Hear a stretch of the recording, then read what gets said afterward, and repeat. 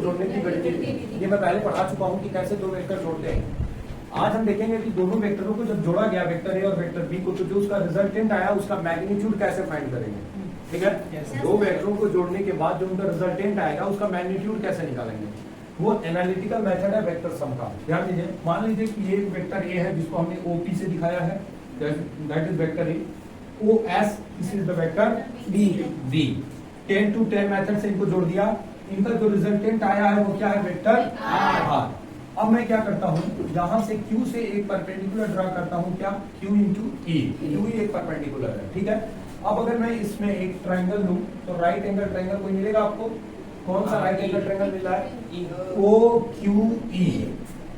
इन right angle triangle O Q E या O E Q, ओ E Q कहिए, तो triangle लिख रहे हैं ना, तो उसमें कोई दिक्कत नहीं, ओ ई क्यू से। ठीक है, तो क्या होगा, आप देखेंगे ओ क्यू का स्क्वायर जो होगा, इसके इस साइड का जो स्क्वायर होगा, ध्यान से समझो भाई, ओ क्यू का स्क्वायर होगा तो वो किसके इक्वल होगा, ओ ई के स्क्वायर प्लस क्यू ई के स्क्वायर। ये पाइथागोरस थ्योरम से आया। तो अगर मैं कहूं कि पाइथागोरस थ्योरम से, तो पाइथागोरस थ्योरम से क्या गया कि जो इसका ये ओ क्यू का स्क्वायर आ रहा है वह ओ ई और क्यू ई के स्क्वायर के सम के इक्वल होगा। ठीक है, ओ क्यू के स्क्वायर इज इक्वल टू, ओ ई को क्या लिख सकते हैं, ओ से ई को क्या लिख सकते हैं, O P square plus PE square लिख सकते हैं। गलत लिखे हैं, दोनों को पकड़ो। ओ ई की जगह क्या लिखेंगे, ओ पी प्लस पीई लिखेंगे, ओ पी प्लस पीई, इसका होल स्क्वायर होगा ना, और प्लस क्या हो जाएगा, क्यू ई स्क्वायर। इसको ओपन करिए, O Q square equal to ये हो जाएगा O P square plus PE square plus 2 into O P into PE, बोलिए A square plus B square plus 2 A B. ठीक है, और प्लस क्या कर दिया, क्यू ई का स्क्वायर। इसको ध्यान से देखिए, किसी को कोई दिक्कत, नो सर। ठीक है, अब आइए यहां से हम, अगर हम एक और राइट एंगल ट्राइंगल देख रहे हैं, ठीक है, again from right angle triangle P Q E, right angle triangle आपको दिख रहा है पी क्यू ई, ये भी तो ट्रायंगल होगा। एक बात और समझो, अगर ये चतुर्भुज है, सम चतुर्भुज है, तो क्या होगा, ये बी है तो ये भी वेक्टर बी होगा, ये ए है तो ये भी वेक्टर ए होगा। अगर मैं यहाँ से समझने की कोशिश करूं तो पीई का स्क्वायर पी क्यू का स्क्वायर, ध्यान दो, P Q square is equal to क्या होगा, PE square plus Q E हो जाएगा। यानी जहां भी PE square plus Q E square होगा, ये जितना जहां पे होगा मैं इस पूरे की जगह पी क्यू स्क्वायर लिख सकता हूँ।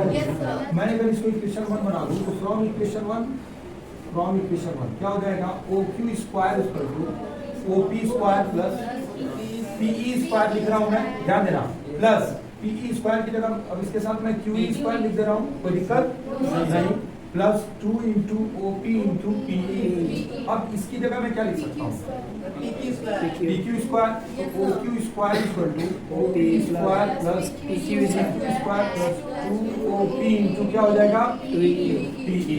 ठीक है बच्चों, यहाँ तक किसी को कोई प्रॉब्लम हो तो बताओ, देख लो मेरे साथ सब, कोई दिक्कत नहीं है, कोई दिक्कत नहीं है। अब देखिए, अब हमें ओ क्यू की वैल्यू पता है, ओ क्यू की वैल्यू कितनी है, वेक्टर आर, अगर मैग्नीट्यूड लेंगे तो केवल आर हो जाएगा। ओपी की वैल्यू कितनी है, ए, अगर मैग्नीट्यूड लेंगे तो केवल ए हो जाएगा।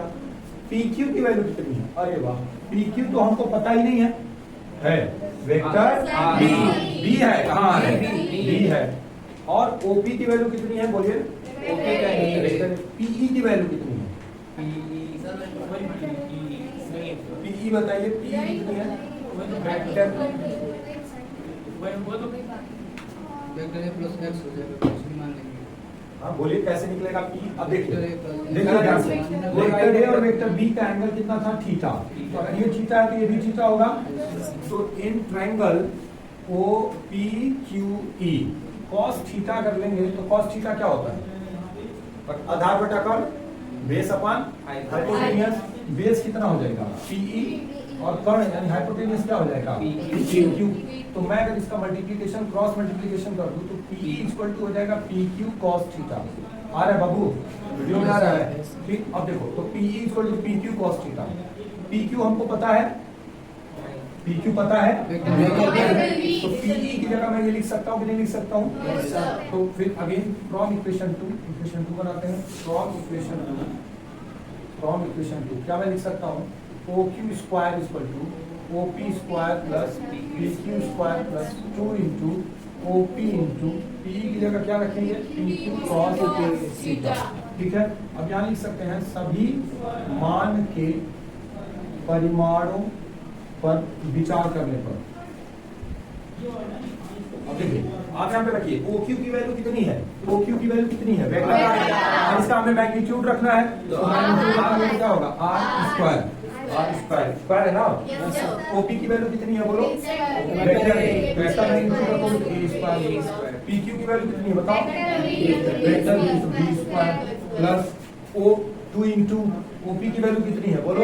वेक्टर ए रखेंगे और पी क्यू की वैल्यू कितनी है? वेक्टर केवल मैग्नीट्यूड रखना है ना, तो वेक्टर नहीं लगाएंगे। इंटू क्या हो जाएगा? Cos theta.